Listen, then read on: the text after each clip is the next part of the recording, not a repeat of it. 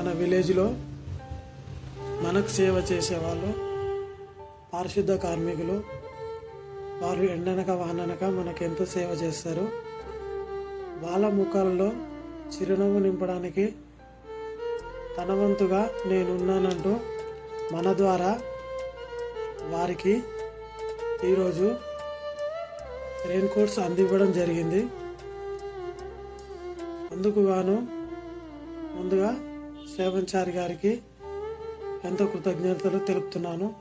దాంతోపాటు వారి కుటుంబానికి ఆ భగవంతుని ఆశీర్వాదాలు ఆశీస్సులు ఎప్పటికీ ఉండాలని మనస్ఫూర్తిగా మన విలేజ్ తరఫున మరియు మన పారిశుద్ధ కార్మికుల తరఫున వాళ్ళకు మరోసారి కృతజ్ఞతలు తెలుపుకుంటున్నాను.